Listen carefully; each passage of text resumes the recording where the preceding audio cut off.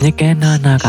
လှပတဲ့ရွာလေးတရွာမှာဖိုးလုံးဆိုတဲ့လက်ကလေးတစ်ကောင်နေပါတယ်။ဖိုးလုံးလေးကအရန်ကိုချစ်စရာကောင်းပြီးစူးစမ်းကြည်စိမ်လည်းပြင်းပြပါတယ်။တနေ့မှာတော့ဖိုးလုံးလေးကမြစ်တစ်ဖက်ကန်းကတတော်ကြီးကိုတွားကြည့်ချင်လာပါတယ်။ဖိုးလုံးလေးက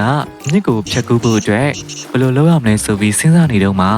ခင်မင်တက်တဲ့ငမန်းတစ်ကောင်နဲ့တွေ့ပါတယ်။ငမန်းလေးကဖိုးလုံးလေးဘယ်သွားမလို့လဲလို့မေးတော့ဖိုးလုံးလေးက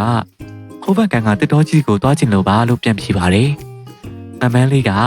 ကဲဒါဆိုရင်ငါကြောပေါ်တက်လိုက်ငါလိုက်ပို့ပေးမယ်ဆိုပြီးဖိုးလုံးလေးကိုကူညီပေးခဲ့ပါတယ်။ဖိုးလုံးလေးမြစ်တကမ်းမရောက်တော့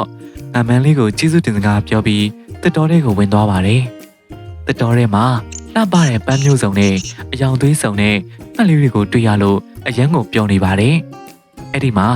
တစ်ပင်မုံကနေဆင်းလာတဲ့မြောက်လေးတစ်ကောင်နဲ့လည်းတွေ့ဆုံကားသေးတယ်။မြောက်လေးကဖိုးလုံးလေးကိုတတော်ရဲကအလှပဆုံးနေရာတွေကိုလိုက်ပြပေးခဲ့ပါတယ်။ဖိုးလုံးလေးလည်းတတော်ရဲမှာပျော်ရွှင်စရာအချိန်တွေကုန်ဆုံးပြီးတဲ့နောက်အင်ကိုပြန်ချိန်ရောက်ပါတယ်။နောက်ကလေးကတော့ဖိုးလုံးလေးကိုနှုတ်ဆက်ပြီးငမန်းလေးကလည်းဖိုးလုံးလေးကိုမူလို့နေရာကိုပြန်လိုက်ပို့ပေးပါတယ်။ဖိုးလုံးလေးကအိမ်ရောက်တော့သူ့ရဲ့အဖေမိကိုသူတွေ့ကြုံခဲ့ရတဲ့အတွေ့အကြုံတွေကိုပြပြပါတယ်။သူ့ရဲ့စုံစမ်းခန်းလေးကိုပြပြရင်ဖိုးလုံးလေးကတငယ်ချင်းတွေနဲ့အတူခီးသွားတာကတကယ်ပြောဖို့ကောင်းတာပဲလို့ပြောလိုက်ပါတယ်။ပုံမြင်လေးကတော့ဒါပါပဲကွယ်။